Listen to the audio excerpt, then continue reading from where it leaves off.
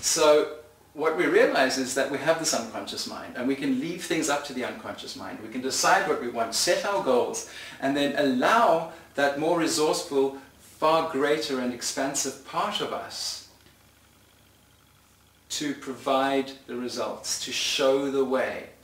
And the way it does that is it nudges us along through feelings, intuitions, emotions.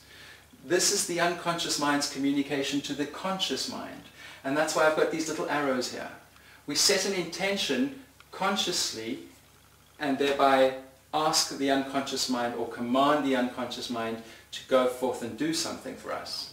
Then the unconscious mind sends us the signals according to what we've asked it to achieve. The problem is that a lot of people don't recognize the signs because we're not used to this.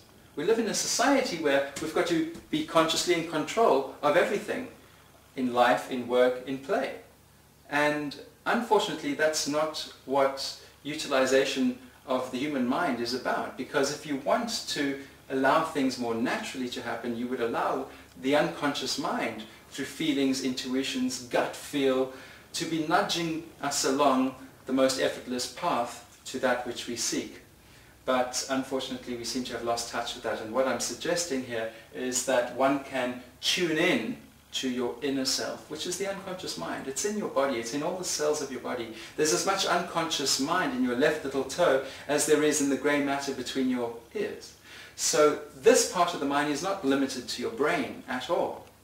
And therefore, it's sending signals through the body to the brain. We become consciously aware of that afterwards. And when we adhere to those unconscious messages, then we find the easy path through life. When we don't, we ignore or we suppress those signals, then it keeps reminding us, but when we ignore it even more, then suddenly something happens in life. The signals become more overt, more serious. And perhaps if there was an ache somewhere and we ignored it long enough, suddenly you've got a chronic condition. The signs were there, but we lost touch with our inner selves and haven't adhered to that message. So then we get diagnosed in an extreme situation with some kind of disease and we wonder why. And the doctor, who's a specialist in the field, will say, no, there's no reason for such a thing. Your time is up. And really, perhaps there's more to the story. Perhaps we could have noticed things and taken necessary action in time. There's a valuable lesson. Learn to tune in to this part of your mind. Now, there's more.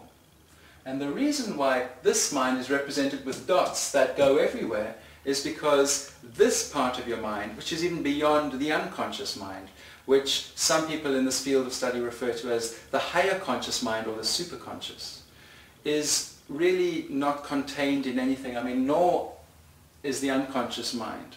One might say the conscious mind is contained within your brain, nervous system throughout your body as well, perhaps. There's really no definite line that separates the conscious and the unconscious, and there's certainly no line that separates the higher conscious or superconscious from these parts of your mind. And my only definition for this part of the mind is your higher self.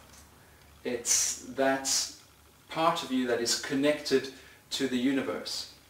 And when I say the universe, I don't mean anything that's outside of you, although it is outside of you as much as it's inside of you. And there's certainly no boundary between the two when we start to speak about the higher conscious mind in this way, because it's that higher self that is non-tangible, cannot be described by any words, yet there is a vivid awareness of it coming through and playing a role in our lives if we wish for ourselves to have that experience. If we deny it, there'll be no experience of it. And it's really coming down to choice. Do you even like to entertain the idea that there is a higher consciousness that is there? It's part of you, it's part of everything in nature, and it's what connects you and me and everything else in nature. And through that, life becomes meaningful? Or do we disregard that part of the mind? Life becomes black and white. Everything is Newtonian physics. It's this equals that, that leads to this causes that, And life, I think, when we negate that part of our mind, can become quite dry, meaningless, or the meaning we give things is perhaps not as fulfilling and enriching as it is when we allow ourselves to experience this. The very process of allowing yourself, entertaining the idea that there's more to me than this physical body, I believe is what makes life meaningful. The more there is alignment and communication between the various faculties of your mind as one mind, the more you're able to live your life in a harmonious way, moving along the easy path, going to where you want to go when you recognize that no matter who you think you are, you're always much more than that. Because, quite frankly, the you that wants to get somewhere, who is that really? Are you choosing only from the conscious part of your mind? And if you think you are, where did those thoughts come from? Where did the idea originally come from? You might like to think it was my idea originally, or no, I got it from this person, but where did they get it from? And where did they get it from originally? Where's the original source of the creative thought, spark, or whatever that might be? And so I like to think that it comes from something that's far greater, far more expansive. One can call it the quantum field, the void.